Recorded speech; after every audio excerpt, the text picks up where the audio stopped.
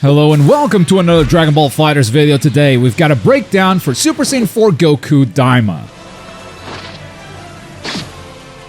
This DLC came out without any season pass attached to it, and all evidence seems to point to this being the first DLC character developed by Bandai Namco themselves and not Arc System Works. The DLC quality definitely feels lower by comparison, with a lot of recycled animations being used in his moveset, but if Arc Sys doesn't want to work on this game anymore, this might be our only shot of actually getting updates for fighters. I'm definitely making a separate video diving deeper into this topic, but I thought it would be worth mentioning right here at the start, because if you take that into account and then look at the price tag of this character, which is $7.99 instead of the usual $4.99, it does feel a bit insulting. You can throw all the lobby characters you want in that bundle. You know, players only care about Super Saiyan 4 Goku. And if you can't buy the character for $5, then he does cost $8. With that said, let's take a look at his moves. Starting with his normals, his light attack has incredible reach, but as a downside, he does not have a 4LL. He can't tap. It's too slow. The follow-up to the light attack also has incredible reach with his knee. It catches opponents after a vanish, catches them backdashing, but if the opponent is on the ground though, it will take them off. It's one of those normals. But you can also instant air dash and just do a Jiren, or even jump cancel in the corner into a Dragon Rush. It has that much hit stun. And the full auto combo goes into the air, grabbing and launching the opponent. The crouching light has Goku looking really mad at the ground. What did it do to you? Why is he so angry? But the range of this crouching light is incredible, as the hitbox isn't just the fist,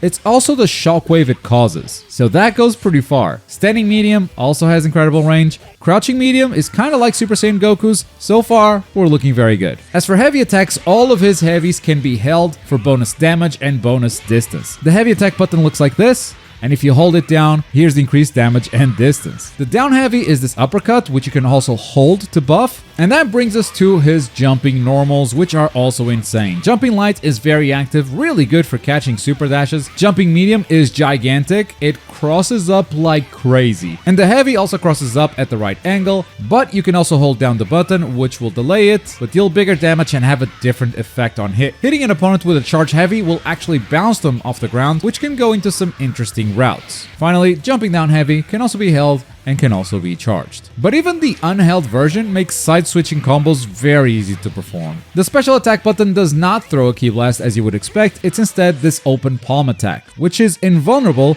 to ki blasts. It's also +5 on block. Although you can't really true combo into it, so it's not really a tool for pressure, it's more of a tool for neutral. Hitting down special has Goku jumping up and doing this ki blast, which is also his jumping special move. You can even influence the direction he moves towards by hitting a direction, forward or back. Finally, he has a command normal with forward heavy, which is an armored move that hits overhead. The armor does lose to grabs as you would expect, but it also loses to low attacks. That said, it's a move that has quite a bit of reach, so you can always play some mind games with your opponent. Also, you can hold down the button for bigger damage and pop them up, and if the opponent blocks, it is actually +2 on block. And as a side note, his reflect animation is really unique. Boy is just farming aura while reflecting. Look at him float. Those are his normals, let's move on to his special moves. This Goku actually doesn't have a ton of special moves, it's just quarter circle forward attack and quarter circle back attack. But these two special moves have a ton of options. Let's go through them one step at a time. Quarter circle forward and an attack button is a Rekka that starts with a simple dash. The light attack dashes in a straight line. The medium attack goes up, but you can also influence it by hitting up or down on your directions. And the heavy attack shows up behind the opponent. It also puts you in the air, so it's a very easy way to get some float mix, especially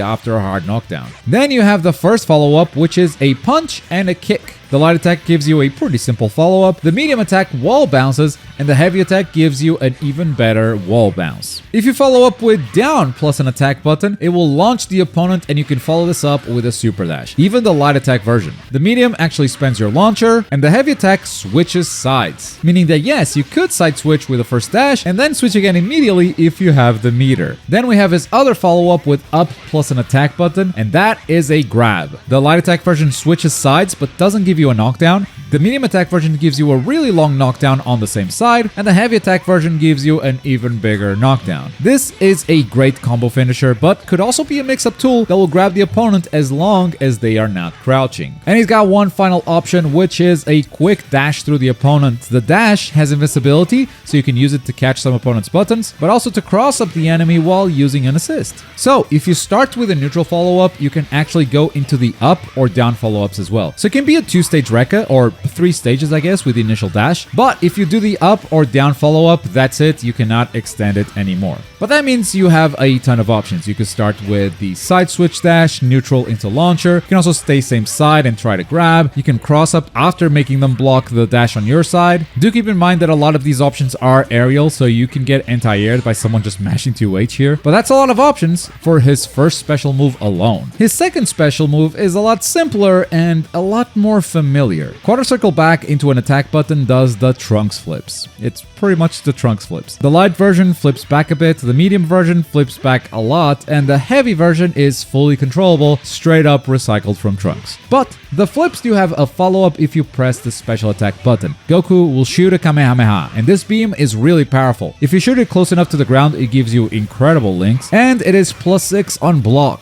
Worst case scenario, because it's a beam, you can always follow it up with a super dash. Those are his specials. Let's move on to his supers. Daima has 4 different supers, 2 level 1s, a level 3, and a level 5. First up, quarter circle forward and the right bumper. This is our most versatile super. Goku actually teleports to the enemy's position. I have not been able to miss with the super at all. It tracks perfectly. It's also the super that Goku does when he's coming in from the bench. It deals less damage than his other level 1 super when done raw, but scaled they are pretty similar. Speaking of, his other level 1 is quarter circle forward with the right trigger and can only be done on the ground. Also needs to be done really close to the opponent for this uppercut to hit. It's very easy to miss this one, so you'll probably mostly see it in the corner. If you land it though, you can actually link this super into the other level 1 as a follow-up. So it kind of has a level 2, but only if you start with this uppercut. And then we have his level 3, which is a super Kamehameha beam that, as you would expect, puts the opponent into a hard knockdown. If you keep holding the button though, you spend an extra 2 bars of meter for some extra damage and animation, and you actually even get a better knockdown. Level 5s are usually reserved for finishing off opponents, but have worse pressure on wake up. This one is just better overall. Last but not least, let's talk about his assists. His A assist is the Rekka. Goku comes in, covers about 2/3 of the screen,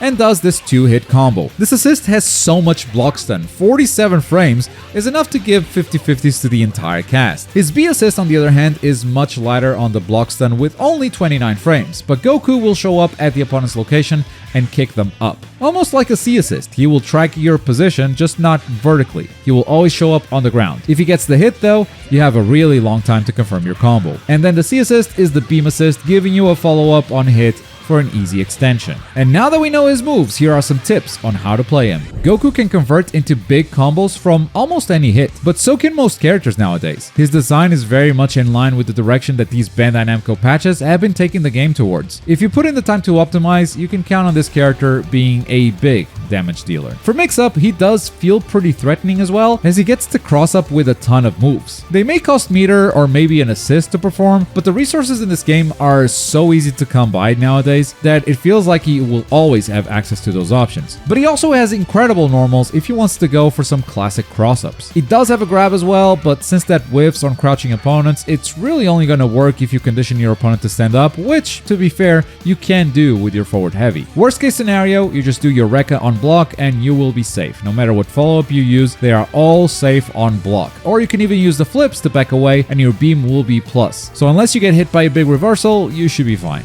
For neutral, EX Flip can be your best friend, but honestly, I don't think anything is gonna beat the EX Dash that shows up behind the enemy. Even if the enemy is ready for it, they don't know if you're gonna follow up with attacks or with a fake out, or even a second side switch with a down heavy follow-up. The options are actually incredible, so it comes down to your creativity as a player.